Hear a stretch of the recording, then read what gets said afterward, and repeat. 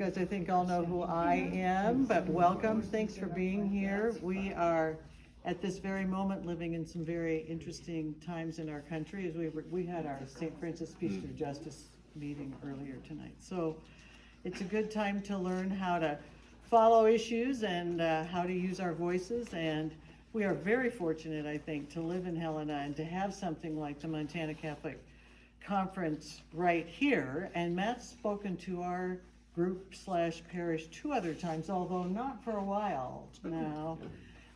Once I think we were focusing on the death penalty and got you pretty, and Jill Caldwell and I talked to you quite a bit about that. So, and as you know, there's already been an alert about that in this session. So let's start with prayer in the name of the Father and the Son and the Holy Spirit.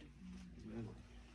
As we become aware of your presence among us, Lord, we thank you for this opportunity to love and serve you as we strive to love and serve our neighbors, especially the most vulnerable among us, by participating in the political process.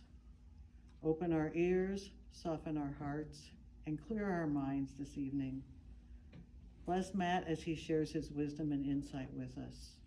In Jesus' name we pray. Amen. Amen.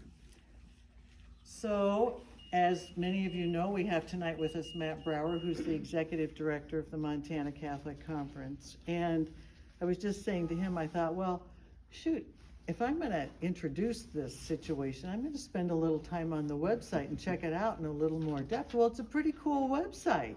I would highly suggest it. So I can't take much credit for that, by the way. Dan Dan Bartleson was the one who designed most of that. Dan and a friend of mine. So. Oh, well, good. Anyway, it's a good website. I'd encourage you to look it over. So in the About Us section, the website opens with this quote from Pope Francis speaking before the U.S. Congress in 2015. All political activity must serve and promote the good of the human person and be based on respect for his or her dignity.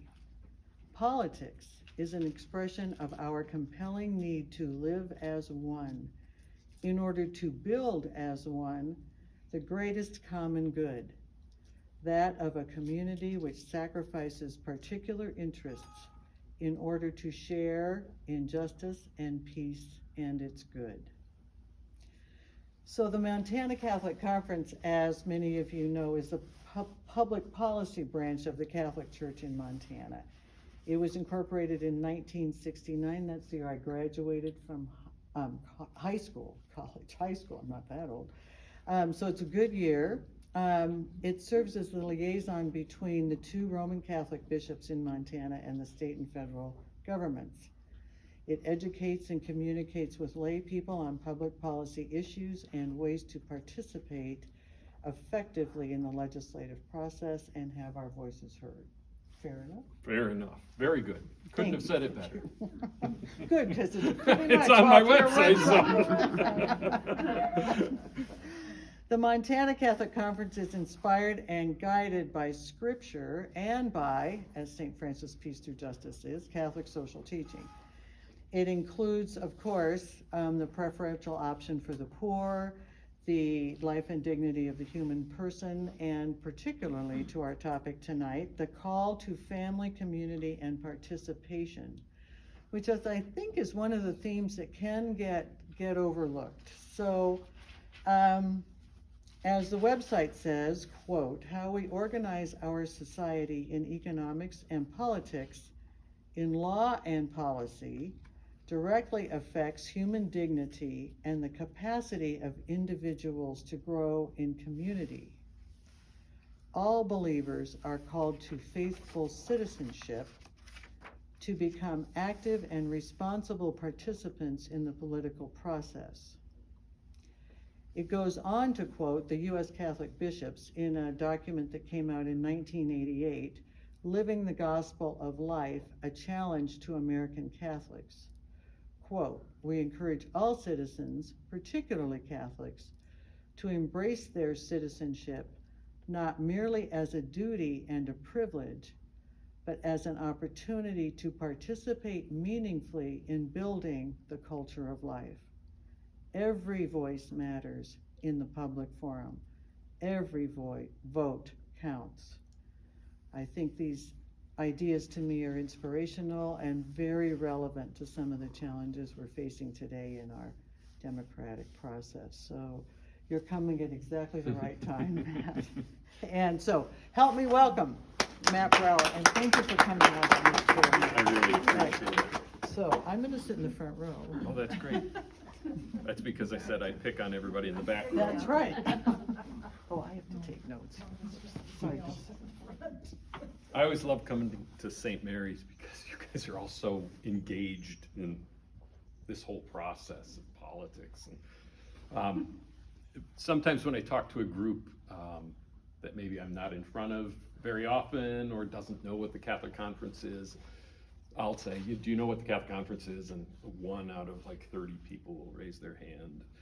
And so then I explain it to them and I say, well, what I do at the conference is I specialize in uncomfortable dinner party conversation. The two things you're never supposed to talk about, politics and religion. And I go, oh, okay. Yeah, I'm the crazy guy that actually does that.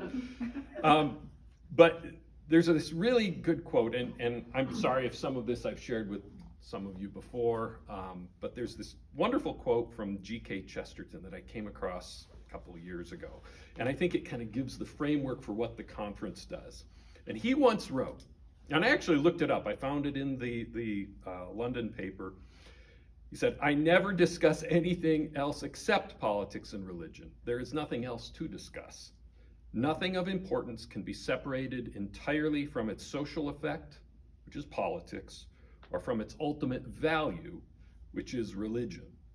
So all those people who make fun of you for talking about politics and religion at a dinner party, tell them there's nothing else to discuss. Who wants to talk about the cold weather? That's not interesting. I'm going to probably jump around a little bit because I've kind of got this talk all about our engagement in politics and why we do this, how we do it, some of the, I guess I'd call it consequences of us engaging in the political realm. And I'll also talk about some current issues, because I imagine some of you would like to know about what are some of the bills that we're seeing, what's going on. Might even talk a little bit about what's going on at a federal level with some of that, although that's like changing by the minute, really. So I don't know how much I can shed light on that, but I'll kind of provide a framework, I think, to start for tonight. With politics, as it relates to the church's engagement, we can't really discuss that, talk about that, without talking about social justice. And sometimes when I give a talk about the Catholic Conference, what we do, and I mention that phrase, some people are like, yeah, and other people are like, whoa, what are you talking about? Well, what do we mean by social justice? I mean, it's articulated right in the Catechism. Paragraph 1928, society ensures social justice when it provides the conditions that allow associations or individuals to obtain what is their due, according to their nature and their vocation. Social justice is linked to the common good and the exercise of authority. So it's right there in the teaching of the church. This isn't probably new to any of you, but I think it's important to kind of start with that as a foundation. This is part of what the church teaches, and it's not just a part. I mean, this is essential. This is central to who we are and what we believe. So our participation, and the bishops have made very clear in their document, Faithful Citizenship, there's an obligation to participate in the political process. And where does that come from? Well, at least in part comes from our baptismal promise, our baptismal commitment to follow Jesus and bear witness to him in everything. That means our politics too. So we proclaim the truth of Jesus Christ into every crevice of creation. So we can't say, well, all of this over here, but that politics, that's pretty messy, and that's not a place where I want to bring Jesus. Well, guess what? That's exactly what we need in our politics. It's the truth of Jesus Christ. There's this beautiful quote from one of Pope Francis's from Evangelii Gaudium. He says, "If indeed the just ordering of society and of the state is a central responsibility of politics, The church cannot and must not remain on the sidelines in the fight for justice. But he's quoting Pope Benedict there. So this isn't something that our interest in politics has just kind of been reawakened with Pope Francis. The popes have emphasized this for years. So what does political engagement look like? And I'll talk about kind of a personal aspect to this and then a social aspect. The why, about why we do this, is more than just tied to our baptismal promises.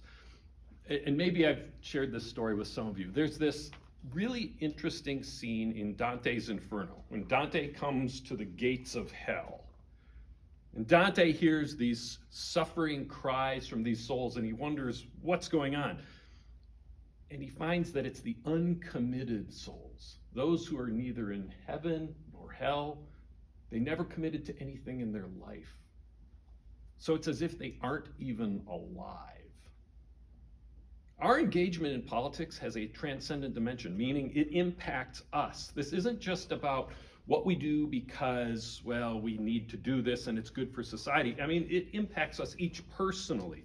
Pope Francis has kind of highlighted this transcendent dimension. You can think of Matthew chapter 7, I think it's verse 2, I've got it written here. The measure with which you measure will be measured out to you. Or of course, Matthew chapter 25, whatever you did to these least, you did to me. So it's more than an obligation, it's our great responsibility. And what we do or choose not to do in engaging in politics impacts our very souls. One of the things with the church's engagement that I think sometimes is lost, we think, well, we're morally obligated to do this, and absolutely. But the church also brings a really unique perspective to the political process, in that the church has real life experience with a lot of the things that are being debated. You know, we have prison ministry. We have people who go into the prisons. We have Catholic schools.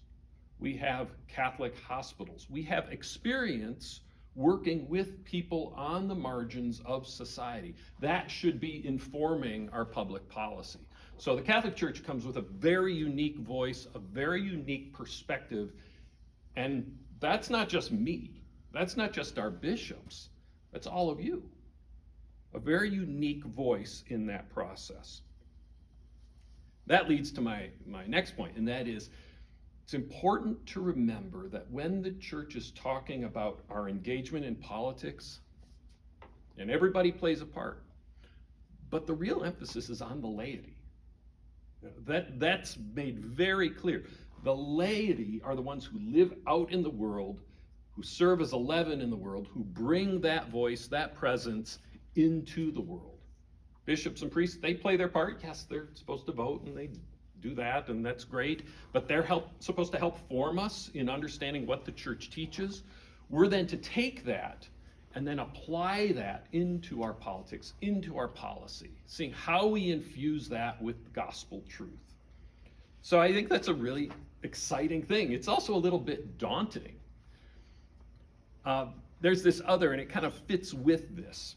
It's a quote I came across. I read an article not long ago, probably a year or two ago, but it's really interesting. And this is from Pope Benedict. He said, co-responsibility demands a change in mindset, especially concerning the role of lay people in the church. And I think this is great because it applies in a real important way to our political engagement. They should not be regarded as collaborators of the clergy, but rather as people who are really co-responsible for the church's being and acting. It is therefore important that a mature and committed laity be consolidated, which can make its own specific contribution to the ecclesial mission with respect for the ministries and tasks that each one has in the life of the church, and always in cordial communion with the bishops. So this idea of we don't just collaborate, we're actually co-responsible. Now, there's a lot that can be written and a lot that can be said about that. What does that mean? How does that translate into something concrete? We're not going to talk about that tonight. But I think it's important that we understand, and it's part of what we try to do through the conference, in doing things like this and engaging all of you in our alert networks and in legislation, is understanding that we are all co-responsible for this mission of evangelization, and that is the work of the conference. It is the work of evangelization in a kind of a specific way. But it's not just about making sure we protect our own or something like that. This is about bringing the gospel into the world. We are all co-responsible for that. So I think that's important to remind ourselves of. I think we all know that in a sense, but it's good to be reminded of that. So I mentioned we were going to talk about how we engage. Let's talk a little bit about that. And you know, you see, especially like right now, it's just getting worse by the day. There's this sense that we're all kind of competing, that we're adversaries, that we're all trying to kind of safeguard, protect our own, carve out our piece, and you let two sides have at it, and somehow through that messy process, we arrive at something that's supposed to look like justice. It doesn't really work that way. We've got that toxic effect of social media right now, where people are kind of dug in. So we need to be self-reflective and ask ourselves, and there's a professor at Princeton who some of you might know. He's written a lot on this, he's been involved in politics. He's just a brilliant man named Robert George.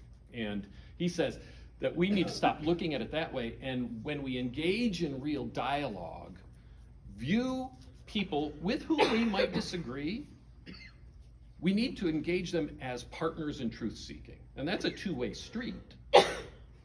If you're going to actually make progress toward coming to some common understandings, some prudent measures to go forward, you have to look at each other as partners in truth-seeking.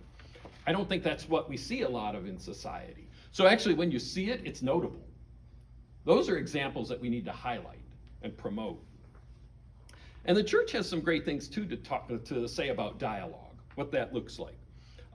Paul VI wrote an encyclical, Ecclesiam Suum, and in that encyclical he highlighted 4 characteristics of true dialogue. First, what is said has to be intelligible. So you can't just be word salad. I mean, the person you're talking to has to understand what you're saying. Charity, number 2, charity has to be at the heart of the conversation. 3, and this is a really interesting one, authentic dialogue requires confidence. Confidence in ourselves, those with whom we're engaging in dialogue and discourse, in the process, and in the Holy Spirit. We have to have confidence in the Holy Spirit's presence in those efforts to work together toward the common good. Lastly, and this is one that's probably pushed aside a little bit, true dialogue requires that we have to be mindful of the sensitivities of others. Otherwise, you're going to get to that point and the door will slam shut. You have to be mindful of those sensitivities. The perfect example is Jesus Christ. We have to recognize that when we're encountering and talking to that other person, often about things we disagree, we are encountering Jesus Christ. Does no good to win an argument but lose the person. And we always have to keep that in mind because, again, some of these are really contentious issues that we work on. In the bishop's document, Faithful Citizenship, they highlight a couple of dangerous temptations. I'll say, I kind of distilled it into this. One, we can fall into these echo chambers where all we hear is what we want to hear, and we have no use for what anyone else has to say. They've become the enemy, and that just leads to this toxic kind of cancel culture that we see. You know, I have nothing to do with you because what you've said is crazy. I think, in some sense, the more dangerous temptation is that we view politics and our engagement in that as either too messy, too ineffective, not worth our time, because we can't really make a difference. And so we fall into this kind of sense of hopeless indifference. I think that's a terrible place for us to land. If we need the church involved in politics, if we have ever needed the church involved in these types of conversations, it's now. It's right now. So this tendency to kind of pull back, I think, is a really dangerous one. I was at a talk a few years ago, and a really well-known evangelical Baptist, I don't know what you call him, he was a minister, but he was also more than that. He ran an institute. And somebody said, what is it you see that you fear among young people? He said, it's not secularization, although that's a problem. It's cynicism. It's young people who see the church as completely in it for themselves. That all these things are used as a pretext to maintain power. And in situations that might be true. In many situations it's not, but that's what young people see. So we have to be really conscious of that, the why of our political action. We have to situate politics in its proper place. Now I want to talk, that's more the social end of it.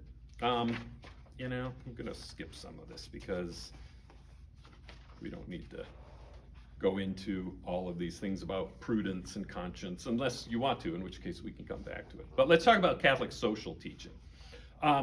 This is the key framework for our engagement in what we're doing politically, so much of what we do, actually, when we're engaging the world. As I mentioned, it's central to our faith. And the interesting thing is, I don't think we hear or talk enough about the connection between Catholic social teaching and our celebration of the Eucharist. I think there's so much there that could be discussed, and we just tend to not connect those two in a real deliberate way. And I think it would be helpful. What is it that, what is the liturgy for? What's the Eucharist for? What is it we're hoping to kind of get out of that experience? It's deification. It's deification. Becoming conformed to God's nature. And what do people who become deified do? They go out and they live as one who is conformed to God's nature out in the world. There's a direct connection between the Eucharist and how we live out in the world. How we embody, live out, make concrete that faith. Putting into practice Catholic social teaching. There are a couple really good quotes here. Love for widows and orphans, prisoners, and the sick and needy of every kind is as essential to her, meaning the church, is as essential to the church as the ministry of the sacraments and preaching of the gospel. The church cannot neglect the service of charity any more than she can neglect the sacraments and the word. It's Pope Benedict. Union with Christ is also union with all those to whom he gives himself. I cannot possess Christ just for myself. I cannot belong to him only in union with all those who have become or will become his own. Communion draws me out of myself towards him, and thus also toward unity with all Christians. We become a one body, completely joined in a single existence. Love of God and love of neighbor are now truly united. Worship itself, Eucharistic communion, includes the reality both of being loved and of loving others in turn. A Eucharist which does not pass over into the concrete practice of love is intrinsically fragmented. I mean, this is just great stuff from Pope Benedict. So Catholic social teaching provides us this lens through which we can examine then, in my world with politics, policy positions of candidates as we're discerning how to vote, different policies as they come up in the legislature or in Congress. We can look at that when we try to do so through the lens of Catholic social teaching, which is just a tremendous gift. It doesn't necessarily provide all easy, clear answers, but it does provide principles.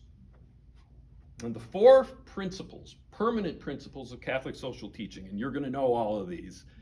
Number one, it stands at the center, is the dignity of the human person. That is the central pillar.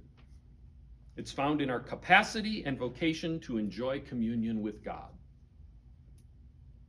And where does our human dignity come from? Where does dignity come from? One, we're made by God. 2, we've been redeemed by him. And 3, that's what we're created for, is eternal communion with him. That is the source of human dignity.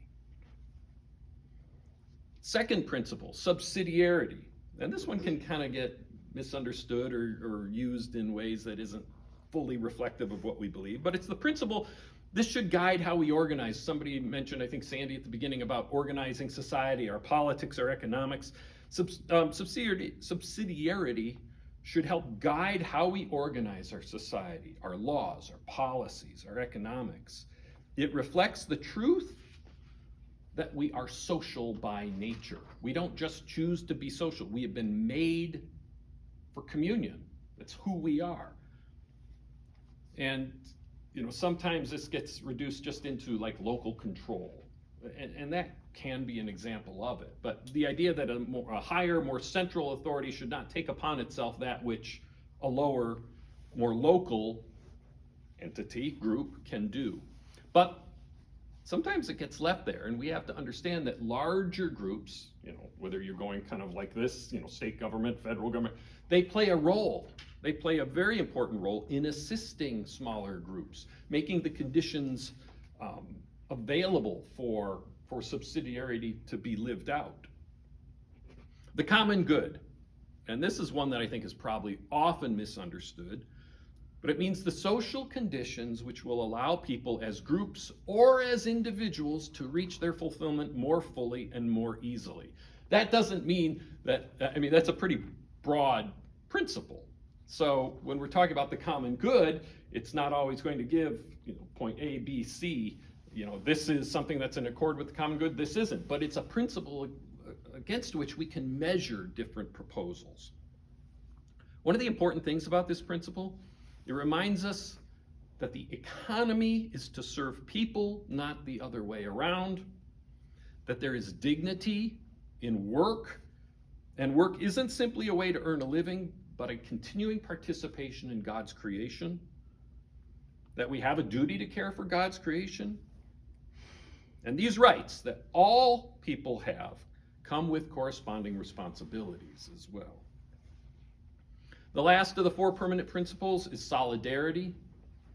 And I just distill this down often into, we are one human family. Yes, God has made each one of us individually, but we are made for communion, and we're all in this together, frankly. It's also good when thinking about subsidiarity or solidarity. The moral test of a society is, how are the most vulnerable, how are those on the margins faring? We need to always keep that in mind when we're assessing different policy proposals. I mentioned deification, and so I'm kind of flipping back and forth here. I did a talk on this a couple years ago, and I came up with 2 really great examples that I thought were really great, at least, and people that you wouldn't necessarily kind of put together, but Mother Teresa, St. Teresa of Calcutta, and Dorothy Day. They are excellent examples of living this out. There's even a picture, you can find a picture of the 2 of them together when they once met, and it was really kind of inspiring to see that. Sometimes people would talk about or think about Dorothy Day as this, what's the term? Social justice warrior, and they meant that in kind of a negative sense. The liturgy was at the heart of all her work. She attended Mass almost every single day. So there was a connection between what she was celebrating, her reception of Holy Communion, her participation in the Eucharist, and what she was doing. Now, the Pope has warned us against this temptation to activism, this sense of we need to be active, but it becomes disconnected from an interior spiritual life.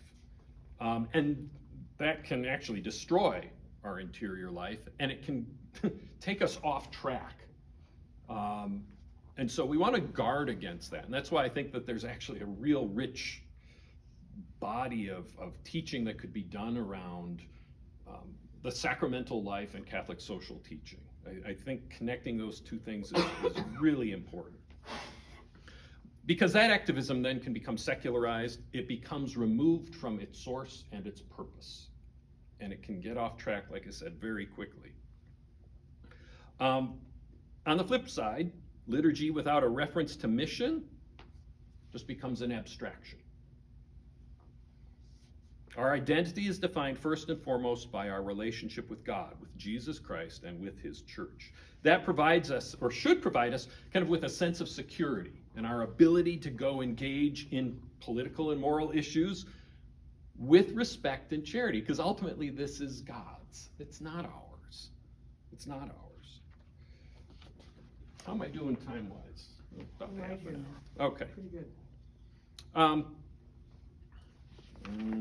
going to come back to that. I want to talk a little bit about Catholic social teaching, because it's often referred to as this great secret of the church. You know, that we have this incredible body of teaching that, and I won't say nobody knows it, because I think we actually know a good bit of it. It's kind of come to us through osmosis over the years. You know, you listen to scripture, Catholic social teaching, it's seeped in that. So these things kind of distill down to us. But in terms of really being able to articulate it, it's largely this forgotten treasure that we have. Why don't we talk about it? I don't know. And I suspect, looking at this group, you all do, which is great. Because there aren't many groups like this that I get invited to come speak to. But we don't generally talk a lot about Catholic social teaching, not in an explicit way. We don't really form people well in the foundations that are necessary for properly understanding Catholic social teaching. And I think we also have kind of an identity crisis, an anthropological crisis. And understanding Catholic social teaching requires, and applying it, requires a proper understanding of the human person. And I think we've really kind of fallen off with that. We don't even know who we are or what we're made for. So when we do discuss Catholic social teaching, our communication is often very ineffective because we've got a lot of folks who, this is kind of new. We haven't formed ourselves in kind of tilling that soil so that we can be challenged by that. We can tend to focus on issues, I think, and this is particularly true in my work. We tend to focus on issues without focusing on the principles, the foundations, what's at, it's more about how do we get this bill passed or stop this bill. What are the different voices arguing for this? Oh yeah, I like this group and it'll help them. But what's foundationally present? And I think we tend to lose sight of that. There was a study done, and I think I shared this maybe with this group. I remember having a talk here at St. Mary's about this, but I bring it up from time to time. There was a study done, it was kind of run out of Catholic University, about Catholic social teaching, the language we use, and how well it's understood. It focused on how well Catholics understand key social doctrine and terms, and the results are pretty staggering. With the correct answer right in front of them, 34% of Catholics could identify what the church means by the preferential option for the poor. So 66% of Catholics, with the right answer right there, couldn't identify it. 11 to 12% of Catholics could identify what the church means by justice or social justice. You know, I mean, this is like some real foundational stuff. We can't, as Catholics, even identify that on a piece of paper when it's in front of us. 10% could identify what is meant by the common good. The interesting thing is, on these, Catholics were often indistinguishable from non-Catholics. And in some cases, the non-Catholics actually, well, no, Catholics chose the incorrect answer more frequently than non-Catholics. So what that tells us is Catholics, though they're wrong, think they know the answer. Non-Catholics know that they don't know the answer. that makes it very hard to form people when they think they already know, because now you're trying to unlearn something and then learn it. So they also studied what results in a greater understanding of Catholic social teaching. Well, it was really, this I found fascinating. So they differentiated, what are the things you hold in common? Sunday Mass attending Catholics, people who go every Sunday, or I think it was 3 out of 4 weeks, Sundays during the week, during a month, were no more likely to respond correctly than people who never go to Mass. Age played no factor. It's not like if you were older, you had a better understanding of Catholic social teaching than younger, or vice versa.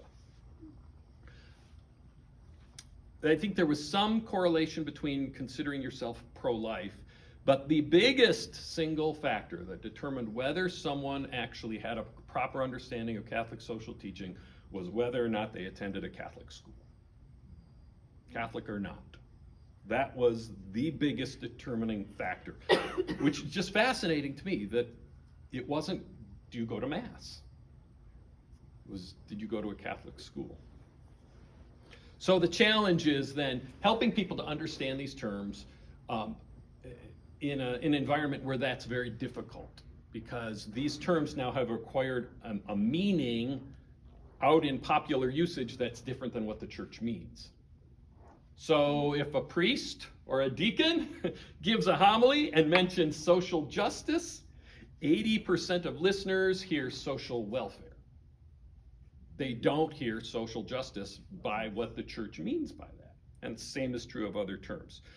So what we need in this is a lot of work and a life lived in witness to what this all means. Part of that is what it means to engage in politics. So I'm going to give you a little policy update, where we're at, like what are the issues we're facing. First of all, just general background. We have in our House this year, State House, 58 Republicans, 42 Democrats. We try to do an assessment at the beginning, like how many are Catholic, how many aren't, just because we want to be able to have those relationships, connect them with the bishop or a local pastor, because they're coming from all over the state. They don't know where the church is. In the House, we've been able to identify 10 Catholics, 6 Republicans, 4 Democrats. 6 of those 10 are from the Diocese of Helena.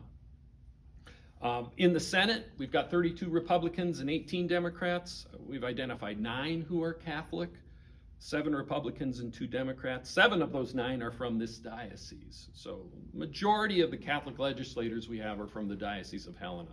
There are always some who, we don't find out that they're Catholic. It's hard to know. There's no, they don't register their religion anywhere. So it's like, call the pastors. I send out an email. Any of you know any of your parishioners who are going to be serving in the legislature? Interestingly, though, those numbers are way down. So if you went back 3-4 sessions, instead of 19 Catholics, we would have had 30, 32, 33. The numbers seem to be way down. But those relationships are key. They're very key, especially on some of the issues we deal with. Bill draft request, the idea for a bill. We have, as of earlier today, and it literally can change by the hour, we were over 4,357 already, bill draft requests. We had a total last session of 4,643. To put that in some perspective, the average over the last 10 sessions was 2,821. So we are just like, the amount of bill drafts being submitted is just skyrocketing. We have, this number has changed because they've introduced a number more. I think we're at about 388 House bills that have been introduced and about 200, I think just around 270 Senate bills. We had almost 1,700 introduced last session, which was 400 more than the session before. And keep in mind, when a bill is introduced, almost all of them end up with at least one hearing. Some of them will have 4 hearings. Then they're debated on the floor. If something actually becomes law, it's being debated, voted on multiple times. So for every bill, that's a lot of work for our legislators. We had 885 adopted bills last session. The average was 614 over the last 10 sessions. So we were, I mean, what is that? That's a huge increase, 271 more last session. I anticipate we might be there this time around, but there've been a lot of political issues in the Senate that have made efficiency very difficult to come by this time around. Some of the issues we're dealing with, and some of you, if you're on your alert network, you would have seen some of these. Senate Bill 136, which would eliminate consent as a defense in the situation where a physician helps someone commit suicide. We are trying to pass this bill. It would, in essence, make clear that physician-assisted suicide is not legal in Montana. The legal situation with assisted suicide in this state is incredibly complicated.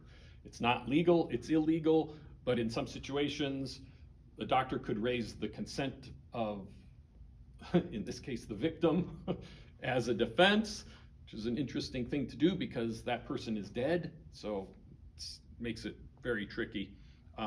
But that has passed out of Senate Judiciary just, I think it was yesterday, 7-2. I would anticipate that will be debated in the Senate. I looked on the agenda. I don't think it's on the agenda tomorrow, but by the end of the week, I would imagine that'll be on the Senate floor. Yes? I'm sorry, which one side of it was passed? It's legal or it's not legal? No, the bill to say that it would be illegal, in essence. Yep. That just passed out of the committee, so the whole Senate still has to debate it and vote on it. Thank you. There's also a bill draft that would specifically and explicitly, we anticipate, we haven't seen any text, legalize assisted suicide. We've had those bills before come before us, but it's been some time since we've seen one. It's probably been 4 or 5 sessions since we've seen one. But there is a bill draft this time around for that. I have an LC number, but I don't have a bill number. So if that comes forward, we'll make sure to get the word out to everybody. I'm going to jump around because there's a lot of them. Might come back to that. There's a lot of bill drafts on immigration-related issues. The problem with the bill drafts and the new bill tracking system and the volume of bills, there are a lot of drafts that have no language. We can't pull up any language on any of the bill drafts. We don't even know what they say. Eventually they're introduced, then we get language, but at this point we're just going by titles and sponsors and saying, oh, is this likely to be problematic? So we can track it and monitor it. Big bill that I know many of you probably tracked, House Bill 205, which would have revised the lethal injection protocol, which would have moved us one step closer to restarting executions in the state. That died on the House floor, I think it was late last week, 49-51. So that took a lot of work. We had 9 Republicans vote with us to defeat that bill. And I won't tell you who, but we had some people we work really closely with who were really great to defeat that bill. So that was a nice win on a really gruesome topic. And we see this every session. I think this is the 3rd session in a row we've seen this lethal injection bill. So we're very happy. And I should mention, obviously, you all know this, I don't do this on my own. We work with other organizations and groups on these bills. I don't have relationships with all 150 legislators. I just can't. I don't. So I have some relationships, and the bishops have some relationships. Other groups have relationships with different groups of legislators. We kind of coordinate and work together to make these things happen. Bills related to poverty issues, economic justice, healthcare, some of them we're involved with, some of them we're not, some of them we're just tracking. A lot of it just depends on our capacity. The Medicaid expansion bill has passed out of House and Human Services 14-7. That's House Bill 245. It would just eliminate the sunset in that bill. That's largely what it does. And so that's one that we're kind of watching closely.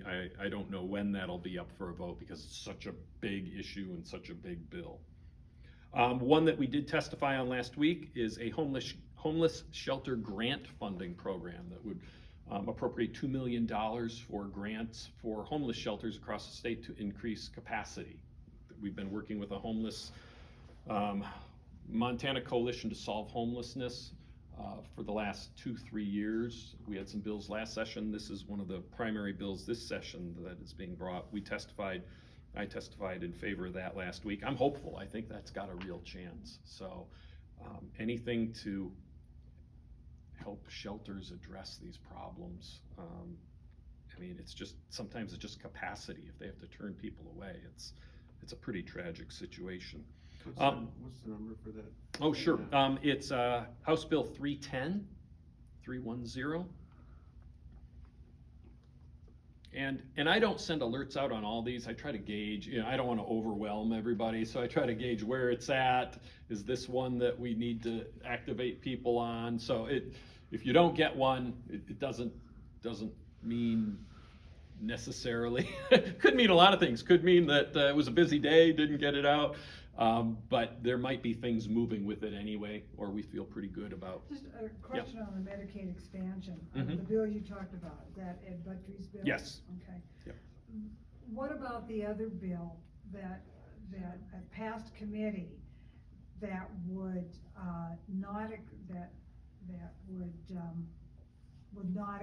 expand, that after a certain date they would no more would be. Right. No, I'm trying to remember if that's Senator Glimm's bill. There's a number of expansion bills. Yeah, and it was the one that in committee had no proponents. Right. And all I think opponents, but they passed it out of the committee, that's kind of how. which Yeah.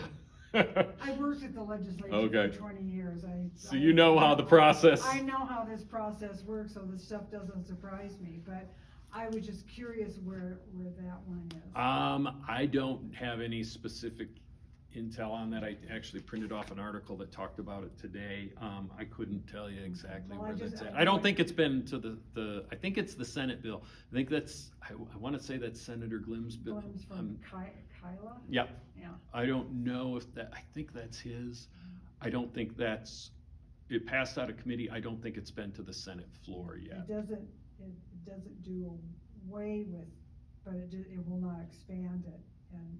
Right, it anybody, sets a I think date- it's, It sets a date that says after this date, no new one will. yeah, right, if you're on it, you're on it, You're on but it, we're not but we're adding. not taking anybody Right, else. right, I think that's that bill. I don't have any specific information on that. Thank you.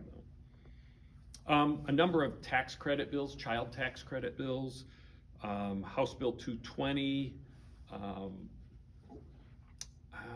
And I'm not even sure if that's passed out of House taxation. I don't think it has yet. I think the hearing was just the other day, but that's in House taxation. There's another tax credit bill that's kind of percolating and I think going to emerge, but there's no bill number for it yet, but that's tax credits for children and child care. There's going to be a bill to generally revise SNAP program laws, but we don't know what that means, because again, a lot of these bills have no text yet. So these are things that we're going to kind of monitor. The one I was working on before I came here, and I'm going to mention it even though there's nothing that we're going to have to do, it looks like, but there was a House Bill 86 to revise beer, wholesaler, and table wine laws. I don't know if some of you remember, it was before my time. Probably 14 years ago, there was a big issue with sacramental wine. Big bill, caused all kinds of issues for us. So this kind of emerged, and a Catholic legislator said, hey, you might want to take a look. I don't know if it causes any problems. The sponsor doesn't think it does. That's not what he's looking to do. But I don't think it's going to be an issue. I read through it, talked to a couple of priests about how we obtain sacramental wine. I think we're going to be okay, but sometimes we have to look at things that we don't even get involved with just to make sure it's not something we need to get involved with. A big bill that I didn't send out any alerts on, but you may have heard about in the media, Senate Bill 139. This was a bill to eliminate the clergy exemption in mandatory reporting of child abuse and neglect. And yeah, we had a lot of conversations around this bill. I just want to think how I want to frame it. It's not something I alerted everybody about because we were busy trying to get this resolved in an agreeable manner, and that was Senator Dunwell's bill, and I think she's talked about it in the media because it's out there. There's a kind of a clergy are mandatory reporters. There's all kinds of categories of people who are mandatory reporters in Montana and in many states: teachers, medical professionals, mental health professionals. I won't say a very long list, but there's a list of people. Clergy are included, but there are exemptions for clergy in being mandatory reporters of child abuse and neglect in certain situations. The current law says you don't have to do it if your communication is required to be kept confidential because of canon law, church doctrine, or established church practice. But before that, there's an exemption that refers to, and I'm not going to remember all the language because there are different elements to it, but a confidential communication that could occur outside of, in our example, a sacramental situation. We had conversations, the bishop had conversations with the senator and explained that we are mandatory reporters. We should be mandatory reporters with the narrow exception of, in our case, sacramental confession. And, you know, because other churches have something akin to that church doctrine. And the senator was amenable to that amendment.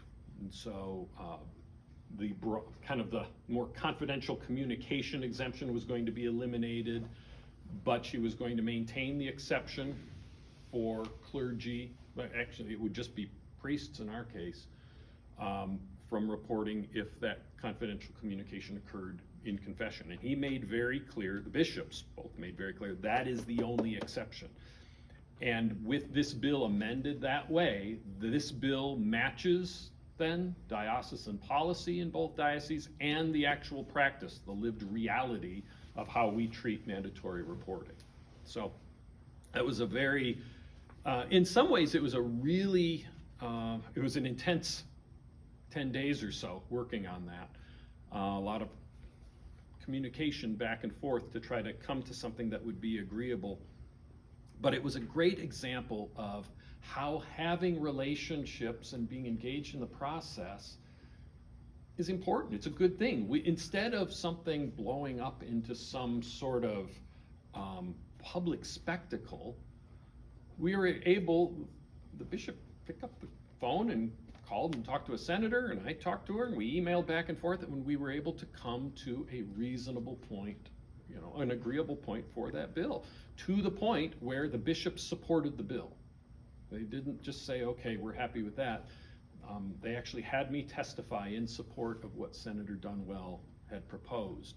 And that was, I think that threw some people for a loop. It was kind of a crazy hearing because there were very few people who knew about the amendment because it's all very last minute. But it was a real good example of what I talked about earlier, dialogue, having conversations, coming to some sort of an understanding and a compromise. So it's, even though the bill's been tabled and probably won't end up going anywhere this session, it was a real good example of how this process can work in a good way. There are a couple school choice bills that are working their way through. There's a student scholarship tax credit program currently. There's a bill to add some additional certification requirements for those organizations that we're kind of watching, because we do have entities that are participating in that program and that receive benefits from that program, a lot of our Catholic schools.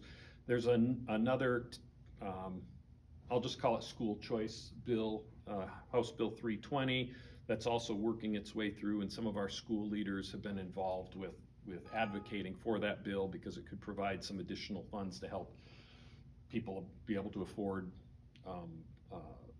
education at different institutions, not just Catholic institutions, but other non-public institutions. Interesting, it's usually I come here and I've got a long list of beginning of life or abortion related issues and bills, and that's just not the case this time around, I think largely because of the constitutional amendment that passed. It's the effects of CI 128. It's not something that there's a lot at the policy level now directly dealing with that issue that's on the table. And I think there's also a sense of we need to see how this plays out with the amendment, but there really isn't much that's percolating. There are a few bills here and there, but not much that's percolating on that issue at the legislature. Couple other interesting ones that I haven't, again, there's no text on any of these. There's a bill draft to prohibit the state from awarding grants to nonprofits, which I thought, well, that's an interesting idea. There's a bill to prohibit access to child pornography in Montana. There's also a constitutional amendment bill to prohibit possession and distribution of child pornography. That's always interesting when people come forward with constitutional amendment ideas, because you're talking, you have to get 100 legislators to sign on to get it on the ballot, and then whatever it is, if you get it on the ballot, you better have the resources to be able to put forward a campaign to pass that thing. So again, those are just things we're watching. I don't have any text for any of those yet. It's amazing how many of those bill drafts don't have text yet. And a lot of them won't move forward. They're placeholders. They're not going to do anything with them. But there are a number where we just don't have any idea what the idea is going to be that's put forward. So any questions on that state level legislation? What's the website, Pat, for looking at legislative bills? Oh, you mean the state? Yeah, let me. The public can access. Yeah. And they've changed the bill tracker system. The whole legislative website has been reworked this session. When Dawn's done recording, I'll tell you what I think about it. The old one worked well. I did. I thought so too. I really like the old one.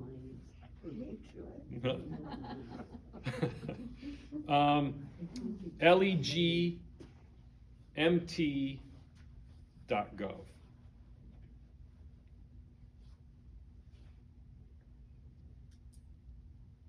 And that's, you'll find a bill tracker on there, House agendas, listing of committees, committee membership. That's how you participate. There's a public participation button, so you can go, and I hope some of you have done this. Not only can you show up for a hearing and testify, how many of you have ever testified in person for a hearing? Anyone? I have one. Okay, about 4 of you, that's good. They make it so easy now, if you can't come in person now, that's one great thing. Well, I guess there are different opinions about this. One, I think it's good. Thing that came out of COVID is now you can Zoom in and testify, and that opens this up to a whole range of the population to be able to do that. And it also helps when you're trying to juggle multiple things. I know I had a couple last week that I had to Zoom in. I had 6 kiddos, and in the past it'd be like, what am I going to do? You could just Zoom in, testify. Encourage you to do that. If you don't want to, or you're kind of nervous about that, you can always submit written testimony too. And it doesn't have to be long. You don't have to write. In fact, shorter is better. You can just write a couple sentences about what you think about this bill and why the committee should pass it, not pass it. Real easy to participate in that way. You don't even have to provide testimony. You can just say, I'm for it, I'm against it, whatever you want. But it's something to keep in mind. That's on the website. Your list of legislators, lots of good stuff. It's just sometimes a little tricky to find what you're looking for. I have found it that way. I'm Yes. curious about the Ten Commandments. Oh. Hold that thought. Okay. I'll come back to that one. All right. I'm going to come back to a couple of things real quick here, but before we do that one, any other questions about Catholic Conference or bills or the process? Yeah. I have wondered if the Catholic Conference or the bishops would ever, because the eighth theme, if you will, in Catholic social teaching is the care for God's creation, if they would ever start having you follow or weigh in on any of those. Yeah, I think they would. And there have been some efforts over the years. They weren't so much policy. We started some work with the two dioceses. It's got to be 6-7 years ago now. I think they would. It would really depend on the bill. A lot of that tends to be more federal level stuff, and I think they would. I don't think they're opposed to that. I mean, I know, for example, here in the Chancery, the bishop was really big on getting solar installed, and so I don't think that there's any specific aversion to that. A lot of it, actually, to be honest, with a number of these issues, just comes down to capacity. How many things can we work on? And often the answer is way fewer than what we want to. So it would depend on the bill. It would depend on the proposal, and it's true of pretty much every area, unless it's like the direct intentional killing of a human being. Then we're pretty much on all of those. Otherwise, it's what's going on. So, but yeah, it would depend on the bill. We don't see a lot of that at the state level. Well, I know there's a bill going through to implement the changes in MIPA. Oh, There's yes, some on I did both see that sides, one. And it from the held case. And so, Oh, yes, yeah, yeah. So that's an interesting. Yeah, it's something we have talked about over the years, and actually you're the second person to bring it up in the last week with me. So it might be one of those things that we need to have a deeper conversation about. So. I didn't hear Sandy's remark.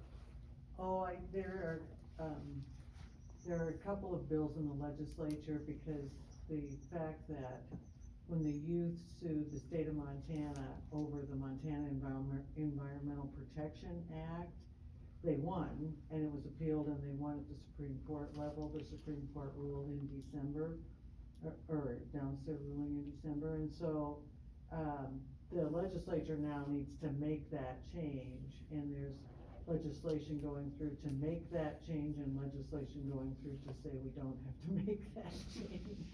And so it's an interesting, and I don't know what the status of either of those. Yeah. I know.